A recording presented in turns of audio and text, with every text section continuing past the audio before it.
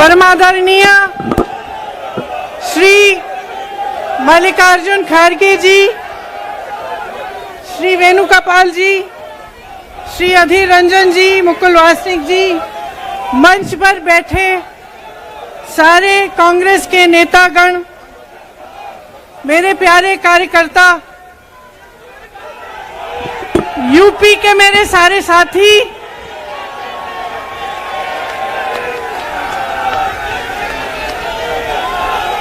हम आज यहाँ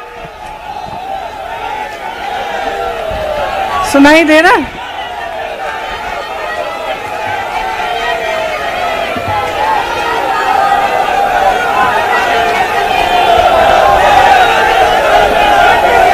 सुनिए,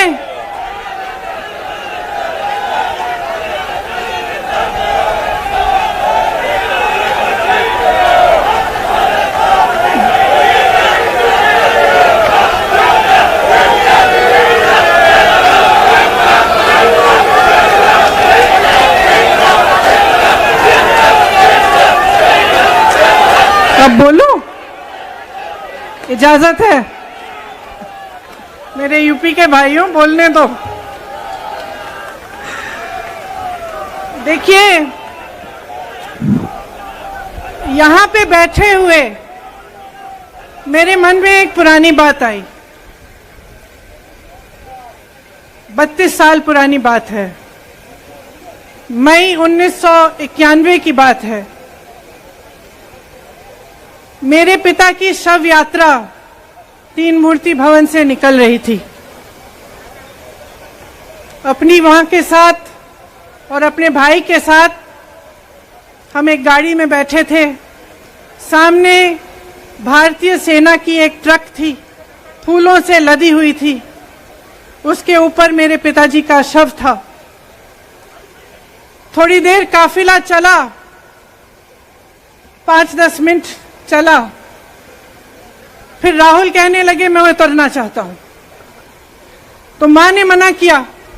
उस समय सुरक्षा का भी बहुत वो था।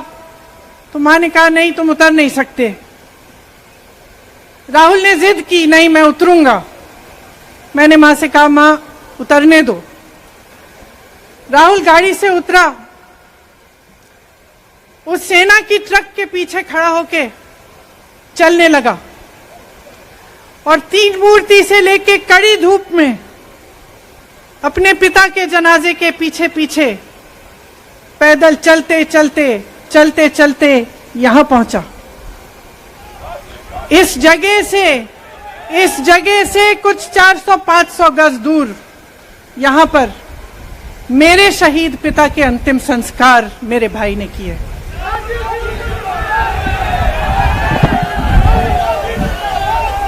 सुनिए, वो चित्र मेरे दिमाग में अभी भी है, मेरे मन में है। मेरे पिता का शव इस तिरंगे झंडे में लपेटा गया था। इस तिरंगे के नीचे मेरे पिता का शव था और उसके पीछे चलते चलते मेरा भाई यहां आया। शहीद पिता का अपमान भरी संसद में किया जाता है। उस शहीद के बेटे को आप देशद्रोही कहते हैं, आप मीर जाफर कहते हैं, उसकी आप मां का अपमान करते हैं। आपके मंत्री मेरी मां का अपमान भरी संसद में करते हैं।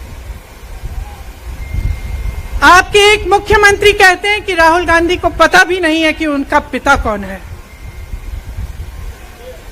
आपके प्रधानमंत्री भरी संसद में खड़े होकर कहते हैं कि ये परिवार नेहरू नाम को इस्तेमाल क्यों नहीं करता। पूरे परिवार का अपमान करते हैं। कश्मीरी पंडित समाज के रिवाज का अपमान करते हैं, जिसके तहत एक बेटा अपने बाप के मरने पर पगड़ी पहनता है, परिवार की परंपरा को आगे बढ़ाता है। लेकिन आप पर कोई मुकदमा नहीं होता। आपको 2 साल की कोई सजा नहीं मिलती। आपको जेल की सजा नहीं मिलती। आपको संसद से कोई बाहर नहीं निकालता, आपको मना नहीं करता कि 8 सालों के लिए आप चुनाव नहीं लड़ सकते। क्यों? मैं पूछना चाहती हूं क्यों? आज तक हम चुप रहे हैं, हमारे परिवार का अपमान करते गए करते गए करते गए। मेरे भाई ने क्या कहा? संसद में वो मोदी जी के पास गए और उनसे गले लगे। मेरे भाई ने कहा मैं आपसे नफरत नहीं करता हूं, मेरे दिल में आपके लिए कोई नफरत नहीं है, हमारी विचारधारा अलग है, लेकिन हमारी नफरत की विचारधारा नहीं है। तो मैं पूछना चाहती हूं, एक आदमी का कितना अपमान करोगे? कितना अपमान करोगे? क्या यही है इस देश की परंपरा? आप परिवारवादी कहते हैं, तो भगवान राम कौन थे? भगवान राम को वनवास में भेजा गया, उन्होंने अपने परिवार, अपनी धरती के प्रति अपना धर्म निभाया। क्या भगवान राम परिवारवादी थे? क्या पांडव परिवारवादी थे कि वो अपने परिवार की संस्कारों के लिए लड़े?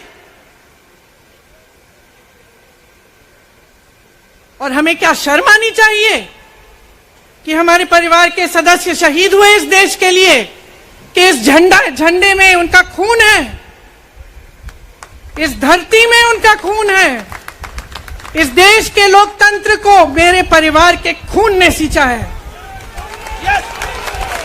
और जो सोचता है कि हमें अपमानित करके हमें डराएंगे, हमें धमकाएंगे, जो सोचता है कि तमाम एजेंसियों को लगाकर हम पे छापे मारकर हमसे कुछ भी कर ले, हमको हमें डराएंगे, वो गलत सोचते हैं। हम डरने वाले नहीं हैं। हम और मजबूती से लड़ेंगे। हम इस देश के लोकतंत्र के लिए कुछ भी करने के लिए तैयार हैं।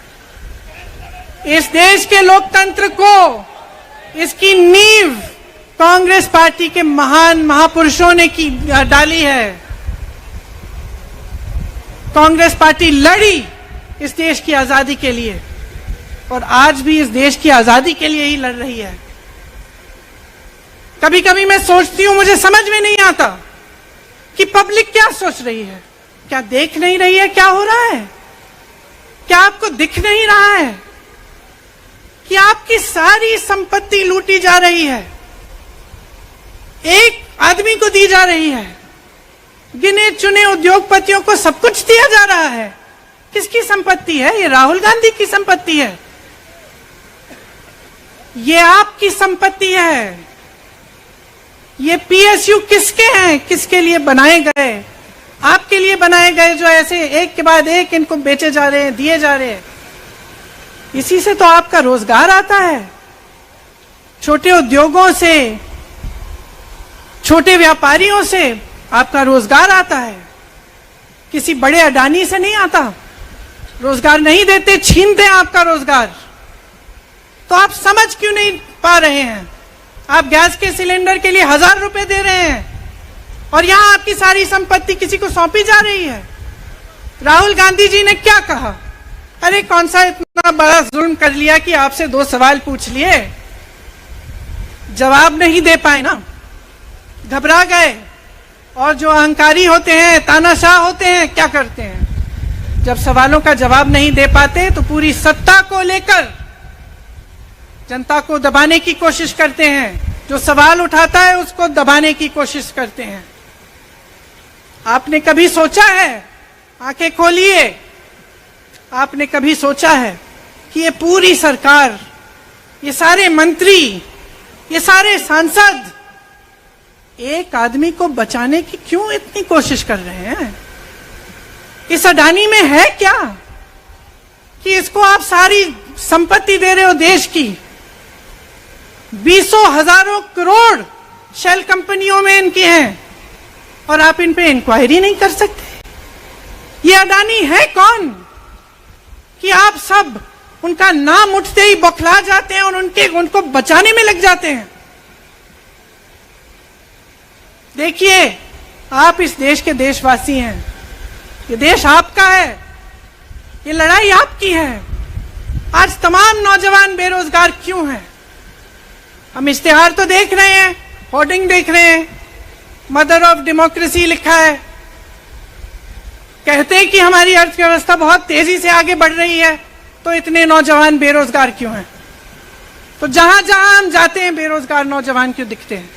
इतनी महंगाई क्यों है? इतनी महंगाई क्यों है? क्या आप इतने बड़े काम कर सकते हो लेकिन एक गैस सिलेंडर का दाम कम नहीं कर सकते? आप छोटे व्यापारियों की मदद नहीं कर सकते? आप रोजगार नहीं बनवा सकते? तो फिर आपकी सरकार किस काम की है? लोगों को दबाने के लिए है या अडानी जी को आगे बढ़ाने के लिए है?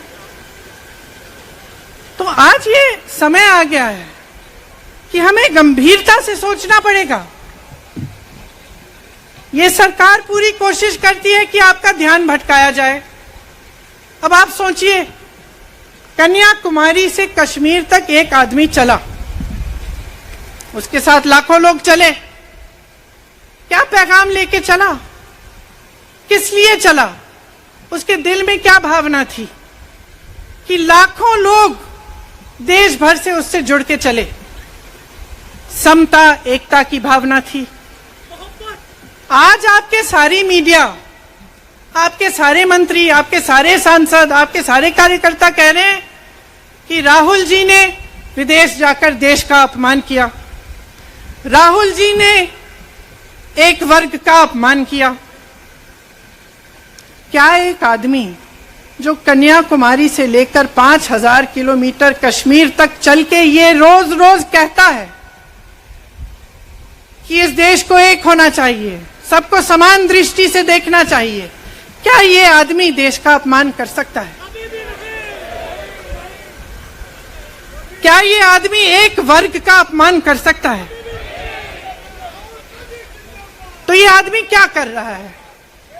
ये आपकी आवाज उठा रहा है। ये क्या कह रहा है? कह रहा है कि गरीबों को अपना हक दो, नौजवानों को अपना हक दो, महिलाओं को अपना हक दो। यही तो कह रहा है। और हक क्या है? हक ये है कि जो आपका है वो आपके हाथों में जाना चाहिए, किसी बड़े उद्योगपति के हाथ में नहीं, जो प्रधानमंत्री जी के मित्र हैं। ये है आपका हक। उसी हक की लड़ाई लड़ रहा है। तो आप समझिए, ये एक इंसान की बात नहीं है, ये एक राहुल गांधी की बात नहीं है, ये पूरे देश की बात है। जब हम कहते हैं लोकतंत्र को बचाना है, तो हम किस बात की को बचाने की कह रहे हैं? क्या कह रहे हैं हम? लोकतंत्र क्या होता है? खुल के जवाब मांगो, सवाल उठाओ। यही तो लोकतंत्र है कि आपको कोई आपत्ति है, कोई समस्या है, आप किसी के पास जाकर अपना हक मांग सकते हैं। आप कह सकते हैं, भाई हमारे लिए ये क्यों नहीं किया, इतनी महंगाई क्यों है, हमारे लिए रोजगार क्यों नहीं बनाए? लेकिन आज यही हक आपसे छीना जा रहा है और आपका ध्यान इधर उधर भटकाया जाता है और इतनी चीजों को फैलाया जाता है जो सच नहीं है, झूठों को फैलाया जाता है। आप सोचिए, राहुल गांधी दुनिया के सबसे बड़े जो शिक्षा के संस्थान है वहां से पढ़ के आए हैं। हार्वर्ड और कैम्ब्रिज की उनकी डिग्री है। कैम्ब्रिज से उन्होंने इकोनॉमिक्स में मास्टर्स डिग्री, एमफिल डिग्री उनको मिली। आप उसको पप्पू बनाते हैं। पूरे देश भर में आपकी सहायता के साथ मेरे मीडिया के दोस्तों, डिग्री आपने देखी नहीं, सच्चाई आपने देखा नहीं, उनको पप्पू बना दिया। फिर पता चला कि ये पप्पू तो यात्रा में निकल आया और पता चला कि ये तो पप्पू है ही नहीं। इसके साथ तो लाखों लोग चल रहे हैं। ये ईमानदार भी है, ये सब बातों को समझता भी है, ये जनता के बीच जा रहा है, जनता की समस्याओं को सुन रहा है, तो जनता इसके साथ चली जा रही है। तो घबरा गए, घबरा गए कि राहुल गांधी ने संसद में वो सवाल उठाए जिनका उनके पास जवाब नहीं है।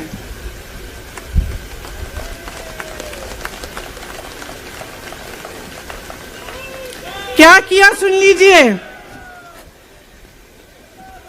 एक तरफ से हंसी भी आती है कि एक आदमी को रोकने के लिए इतना सारा करना पड़ा।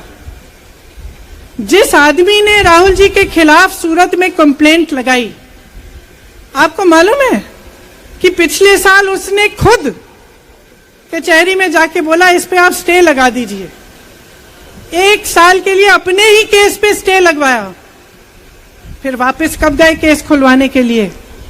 राहुल गांधी के संसद में अडानी पे के भाषण देने के 1 हफ्ते बाद, 1 हफ्ते बाद वो आदमी वापस जाता है, कहता है केस खोल दी, सुन लीजिए अब हम तैयार हैं। 1 महीने के अंदर अंदर जज कह देते हैं कि राहुल गांधी को 2 साल की सजा मिलेगी।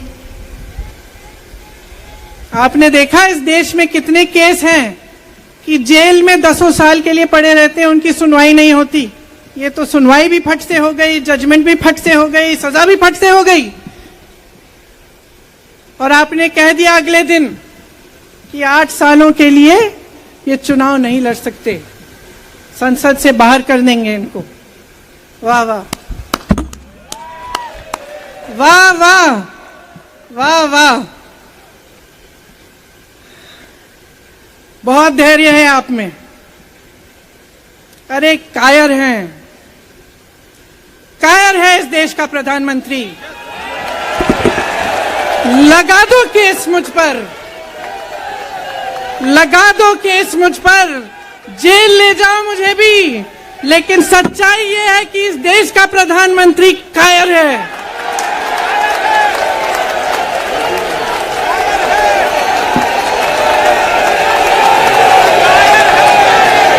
अपनी सत्ता के पीछे छुपा हुआ है, अहंकारी है।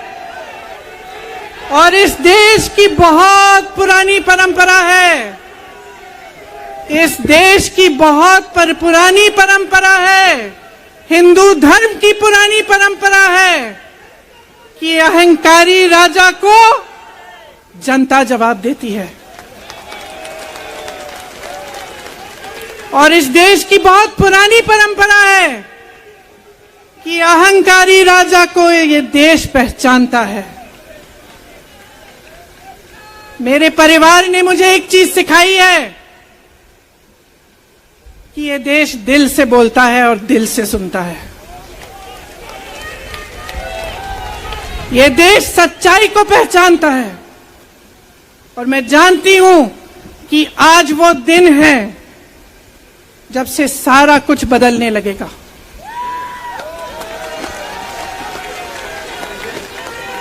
मेरे मीडिया के साथियों, मैं आपसे कहना चाहती हूं, बहुत हो गया है, बहुत हो गया है। मैं जानती हूं आप पर कितना दबाव है। मैं जानती हूं कि आपको लाइन भेजी जाती है कि आज आपको ये कहना है, आज आपको ये लिखना है। लेकिन आपकी एक बहुत बड़ी जिम्मेदारी है।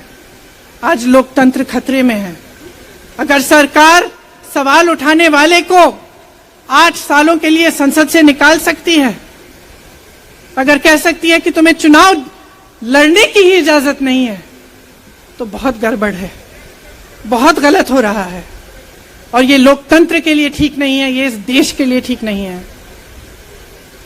जब आप पत्रकार बने, शुरू में जब आप काम के लिए आए, तो आपके दिल में भी ये होगी बात कि देश के लिए मैं सच्चाई बोलूंगा, मैं सच्चाई बोलूंगी। आज आप बोल नहीं पा रहे हैं, हिम्मत करिए, खड़े हो जाइए आप भी। और जैसे खड़गे जी ने कहा कि तमाम पार्टियों ने आज अपनी आवाज उठाई है, उनका हम सब धन्यवाद देते हैं। और हम सबको एक होना पड़ेगा, इसलिए होना पड़ेगा क्योंकि आज ये देश खतरे में है। आज इस देश की सारी संपत्ति एक आदमी को सौंपी जा रही है और उस आदमी को बचाने के लिए पूरी सरकार खड़ी हो जाती है। बहुत गलत हो रहा है। अगर आज मेरे भाइयों और बहनों आप इसको पहचान नहीं पाएंगे तो इस देश को बहुत खतरे में डाल देंगे। इसीलिए यहां खड़े हुए महात्मा गांधी जी की समाधि के कुछ ही गज दूर खड़े हुए मैं आपको याद दिलाती हूं कि कितनों ने इस देश के लिए अपना खून बहाया है, कितनों ने इस देश की धरती, इस देश की आजादी के लिए अपना खून बहाया है।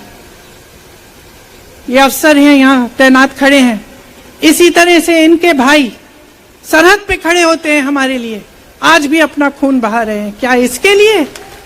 क्या अडानी जी के लिए? कि अपने देश के किसान के लिए, अपने देश के गरीब के लिए, अपने देश के छोटे व्यापारियों के लिए, महिलाओं के लिए, अपने बच्चों के भविष्य के लिए हम सब अपनी जान देने के लिए तैयार हैं। तो मैं आपसे आग्रह करती हूं मेरे देशवासियों, आंखें खोल लो, समय आ गया है, डरो मत। राहुल गांधी के शब्दों में डरो मत, इनका सामना करने का समय आ गया है। एकजुट हो जाओ, सामना करो, इस देश की सच्चाई को उभारो, इस देश की एकता को बनाए रखो और इस देश को आगे बढ़ाओ। जय हिंद, जय हिंद, जय हिंद।